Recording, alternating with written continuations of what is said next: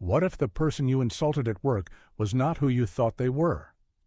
What if, in a moment of arrogance, you made the biggest mistake of your life? Imagine a situation where your words and actions could change everything in a heartbeat. One moment of pride, one careless remark, and suddenly you're face to face with someone who's more powerful than you could ever imagine. What happens when the tables are turned? What happens when the person you thought you could ignore is the one who holds the power you never saw coming? John Harris, a well-dressed, confident man in his mid-40s, is the kind of person who expects respect simply because of his position. With a sharp suit, expensive watch, and a smug smile, he carries himself with a sense of entitlement. He believes his years of experience in the company give him the right to belittle others, especially those he considers beneath him. Today, his target is a quiet black woman he's seen around the office but never really noticed. He's about to make the mistake of underestimating her. Her name is Amina Williams, a poised woman in her early 30s. She doesn't speak much in the office, preferring to let her work speak for itself. Amina's calm demeanor contrasts sharply with the tension in the room as John Harris begins his verbal attack. Her eyes, though soft, seem to hold an untold story, and anyone who looks closely would sense there's much more to her than meets the eye. She doesn't raise her voice or retaliate against the insult, but there's something about her presence that suggests she's not someone to mess with. The story takes place in a modern corporate office in downtown New York City.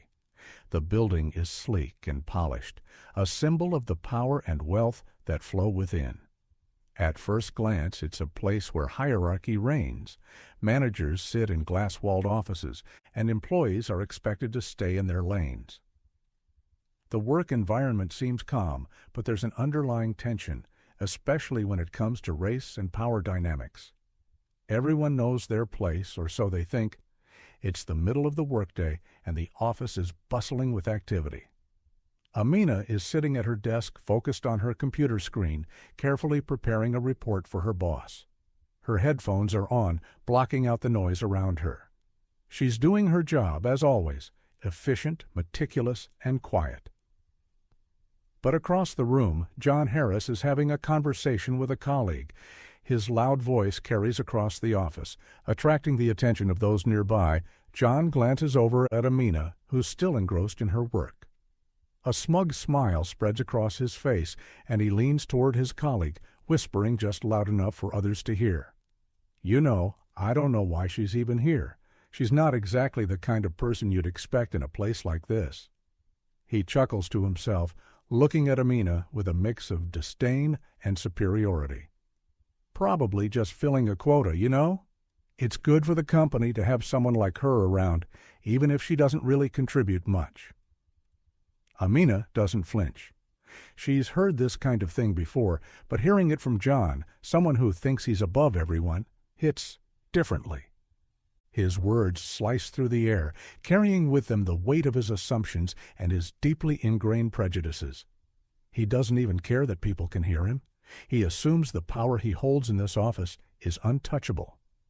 The woman he's speaking about, in his mind, is just another person who's in the wrong place, in the wrong role. His colleague gives a half-hearted chuckle, but no one dares to challenge him. Amina, on the other hand, remains still. Her expression doesn't change, but her silence speaks volumes. It's clear she's heard worse, but something in her eyes says this won't go unpunished. Amina continues to work, her eyes scanning the report on her screen, but the words John just spoke linger in the air. There's a brief moment of stillness in the office as everyone quietly processes what was just said. John, proud of his jab, continues to talk to his colleague, completely oblivious to the fact that Amina heard every word. As the chatter resumes, Amina slowly takes off her headphones and places them gently on her desk. She doesn't make eye contact with John. Instead, she takes a deep breath, gathering herself as though she's carefully deciding how to proceed. Her calmness contrasts sharply with the growing tension in the room. John, still basking in the moment, turns his attention back to his work. But just as he does, he can't help but notice that Amina hasn't reacted at all. She hasn't stood up, hasn't shot him a sharp glance, or said a word. There's something about her quiet presence that leaves him unsettled. It's as if her composure only makes his words seem more foolish and out of place. Amina stands up slowly, her movements deliberate and measured. She walks toward the coffee machine without a glance in John's direction. Her steps are steady, confident, and unhurried, like someone who knows exactly what they're doing. As she passes by John's desk, she doesn't acknowledge him. Her silence is deafening. For a moment, John wonders if he's imagined the whole thing. Did she not hear him? But the quiet strength in her presence tells a different story. She's not reacting because she doesn't have to. In that moment, Amina is in control. She picks up her coffee, stirs it slowly, and walks back to her desk, still not saying a word to John. The calmness in her movements is almost unsettling, as if she's carefully setting the stage for something far bigger than this passing insult. The day drags on, but the weight of John's words continues to hang in the air. Though he's long since forgotten about the moment, thinking of it as just a brief lapse in judgment, Amina's silence lingers like an unanswered question. She returns to her desk, working with the same focus and precision as always. But her colleagues can't help but notice the way she moves through the office, poised, self-assured, yet somehow distant. John, on the other hand, can't shake the feeling that something's not right. He sees her walking past his desk again, her expression unreadable. A slight furrow creases his brow as he watches her. There's something about the way she carries herself that makes him uneasy. He tries to dismiss it, focusing instead on his work, but his gaze keeps drifting back to her. Over the next few hours, he continues to belittle her in small, subtle ways, thinking he can get away with it. Each comment, each glance, is designed to remind her of her place. He's the one with the power in this office, after all, and he's determined to make that clear. But Amina doesn't flinch. She handles every jab with the same composure, as if she's heard it all before. To him, it looks like indifference, but the longer he watches, the more he begins to wonder if there's something else beneath the surface. As the day wears on, John watches her more closely. He notices the way she interacts with others, calm yet assertive. She's never asked for help, never complained. She never backs down from her tasks, no matter how difficult. When a colleague asks her for assistance, she offers help without hesitation, but there's no flattery in her tone. She speaks with authority. The way she handles her work, with such precision and focus, tells him there's more to her than meets the eye. And then the smallest thing happens. As she walks past him on her way to the printer, John catches a glimpse of her watch. It's not flashy, not ostentatious, but the design is clean, sleek, and unmistakably expensive. It's a high-end brand that John has only seen in the hands of executives, people with real power. A subtle clue, perhaps, that Amina is not just another employee. John brushes it off at first, telling himself he's overthinking it. But the feeling of unease continues to grow. He can't help but wonder if he's misjudged her, if she's more than just the token employee he assumed her to be. Something about her calmness, her confidence, the way she carries herself. It's as though she's waiting for the right moment to reveal her true power. And John is starting to feel that he's made a mistake. It's the end of the workday and the office is beginning to empty out. People are packing their things, preparing to leave. John Harris is at his desk feeling pleased with himself. His day has gone as planned. He's made a few comments about Amina, sure, but nothing serious. She hasn't reacted. He figures she's just another cog in the machine, easy to overlook. But then, as John stands up to grab his things, he hears a voice behind him. Amina. Her tone is calm, yet it carries an undeniable weight. He turns to face her, surprised to hear her speak his name. He's never really paid attention to her, and the way she's looking at him now feels different. There's something sharp in her gaze, something that makes him pause. Without a word, Amina hands him a business card. It's simple, sleek, with a clean design, and the logo is familiar. John squints at the card, his eyebrows furrowing as he reads the words printed on it. John's stomach drops. His mind races. This can't be right. The woman he has been belittling, the one he thought was beneath him, is not just another employee. She's the CEO of the company, a position far above his own. He blinks, trying to process the information, but before he can speak, Amina calmly addresses him. "I'm the owner of this company, John, and you've made a very big mistake today." Her voice is measured, but the gravity of her words is unmistakable. John stands there, frozen, feeling a flush of embarrassment rising in his chest. The room feels suddenly smaller. The silence between them grows heavy, and every insult he's ever thrown at her flashes in his mind. John opens his mouth to speak, but no words come out. He feels small, insignificant, like the very ground beneath him has shifted. Amina takes a step closer, her gaze steady. "This company runs on respect and integrity, and you, John, have neither. I don't tolerate behavior like yours, especially not from someone in your position." She pauses for a moment, letting her words sink in before turning to walk away, her confidence radiating in every step. The power has shifted completely. John stands there, dumbfounded, unable to process the full extent of what just happened. As Amina exits the room, John watches her go, the weight of his actions settling heavily on him. For the first time, he realizes how wrong he was, about her, about power, and about himself.